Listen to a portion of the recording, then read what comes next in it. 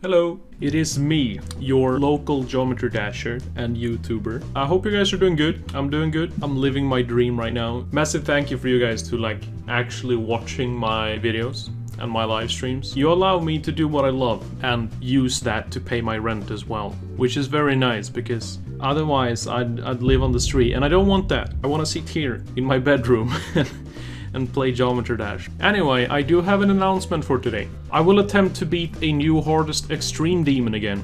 I know what you're thinking. No, I have not given up on the golden. You can see this as like a detour from the golden, alright? So I've spent about 30,000 attempts into this level right now. I've hit a point where I'm not improving anymore. And to tackle that, I'm just going to play some other levels instead and then later on get back to the golden. So, I have been playing a level in secret for a while.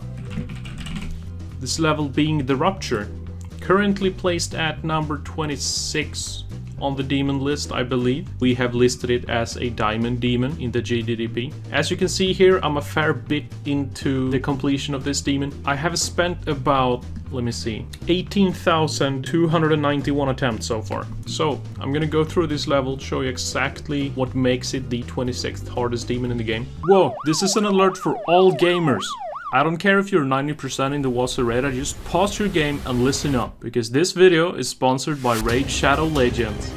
If you're a fan of turn-based combat, then do not miss out on this, as Raid offer gameplay from over 600 different champions, and it's up to you to assemble the most powerful team to slay the most powerful enemies and bosses. Use my links below to download Raid to mobile or PC. Speaking of bosses, the Hydra is a new clan boss with 6 massive head sheets, being a complete boss fight on its own. Like the Head of Suffering, which is all about making you suffer, but you Geometry Dash gamers already know everything about that. Watch out, because this head inflicts damage back to the attacker. Hurt the head and get hurt yourself. Head of Torment sounds completely terrifying, I know. It uses true fear to sabotage your team, making you skip turns and make the boss fight incredibly tough, so make sure you're all leveled up before you take on the Hydra. I absolutely love the excitement of unlocking new champions to use in my teams. Currently I run a team that primarily does area damage, as I'm running through the campaign where you will encounter a lot of enemies at the same time. The campaign is wonderful if you're looking to level up your champions, which is absolutely necessary to take on bosses, which happens to be my favorite thing to do in the game. There's a bunch of things happening in Raid this month. We get new champions along with a brand new faction war script for the Shadow King faction. On top of that, we get a ton of New Year's events and tournaments as well.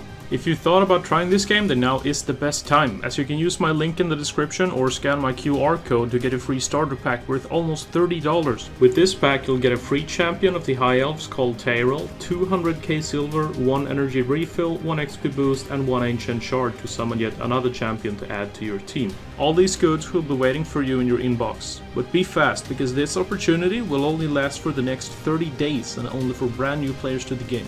Massive thank you to Raid Shadow Legends for sponsoring this video. But anyway, this is the Rupture, supposedly a remake of Rupture, which is an insane demon. This level relies heavily on timings and choke points. I'll get to those in a bit.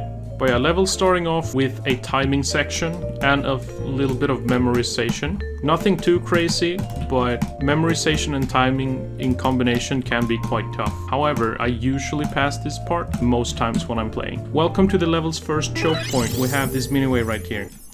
And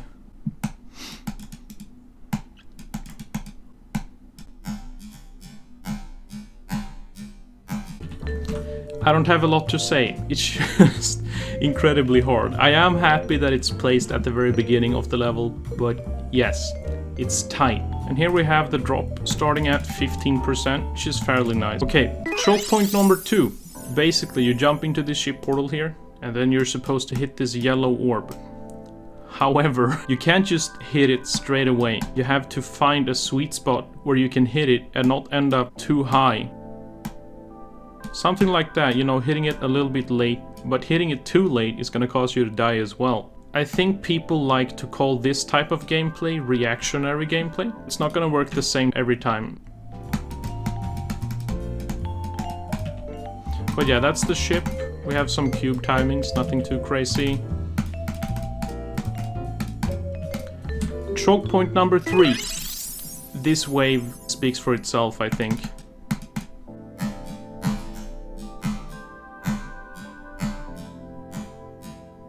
It's tough.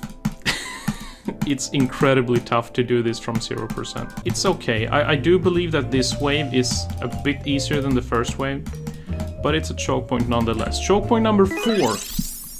This is what I like to call the hardest part of the level. This little mini ship right here. I might have just made that look easy, but trust me, I die here a lot. But yeah, the hitboxes in here are pretty damn tight. It doesn't look that bad, but as you can see here, you're not allowed to touch any of these red spots here. It's kind of ridiculous. The difficulty dips down a little bit here. These parts is what I consider to be the easiest, probably. Just like that. Okay, so that's the pre-drop, the first drop. This is what I like to call the second drop. I don't know if that's like a correct term, but that's what I call it at least. A fair amount of my deaths go to this part as well. And of course I one attempt that. Part doesn't look very bad. You have to jump here, by the way, otherwise you'll die. But you have decreased visibility thanks to the light beams here. And on top of that, you have speed changers within the jewel wave as well. And they are pretty hard to time when you're going at full speed. This ship is some of the most satisfying and best ship gameplay I've ever played in GD. And I don't know exactly why, but it's just super satisfying. Okay, so here's the thing, I want to show you guys something. If you've played this level, 80% sure that you don't know about the hitboxes in this way. So yeah, that doesn't look too complicated, right? You see these red boxes? Pretty damn tight. Level continues with some jewels. This ball right here might just be one of the easier parts, honestly. Up until this point, we've done all of the hard parts. So the hardest part of this level is 0 to 64. When you get here, this is when you start getting nervous. We're talking hand sweating, shaking legs, incredibly difficult to play because when you do pass the hard parts and get here, it's pretty sweaty. Level continues with a bunch of timings. This right here is not a click that you can hold into. You have to slightly, you have to wait just a tiny bit before you jump to get that. And then this is pretty weird as well. You can't hit this blue orb straight away, so you have to time this late as well, but not too late. Then we have the 2 hardest UFO clicks in the entirety of the game. And then we have this ship right here, which is way too buffed. You could just see the spikes poking out a bit. So this is like uber buffed ship part. And yes, you are supposed to go in between these 2 spikes. Let me show you. Like that. So that's pretty tight. This part, however, understanding how this part works took me a good damn while, alright? So here's the thing. What you're supposed to do is something like this. So essentially, you have to perfectly time this click so that you're going from this upper block here down to this. And it's a pretty tight frame window where you can click here. If you click too late, you're gonna land on top of that block. If you click too early, you're gonna land on the upper block and then just die. So this is pretty hard to time. Yeah.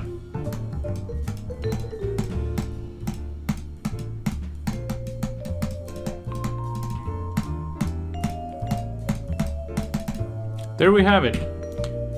Pretty nerve-wracking when you get there in normal mode. 73, that's the between the 2 spikes. That's where I died in normal mode. And I've reached this part 5 times in normal. Died all of them. Okay, so imagine you do all of the crazy timings, all the choke points, this blue part, and then you get to this.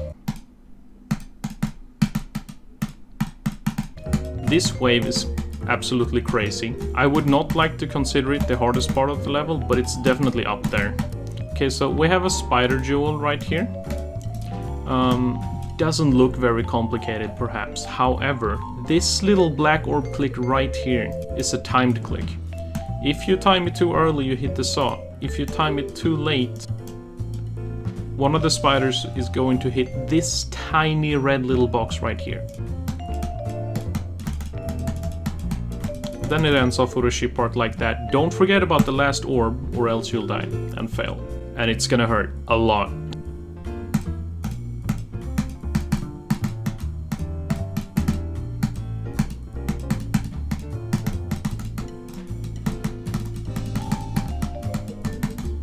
And there we have it. that is the Rupture. I'm absolutely in love with this level. I can, however, see how people dislike it simply because of the choke points, but just make sure to practice them and you'll be good. I think it's an amazing level, I'm having a lot of fun with it. The song is very cool. It's sadly copyrighted, so I can't show you guys the song. It has a cool song, very nice atmosphere to it, great deco, I think it looks super cool, and it's some of the most satisfying gameplay I've ever played. Just pulling off all of these choke points and stuff like that, it's super cool.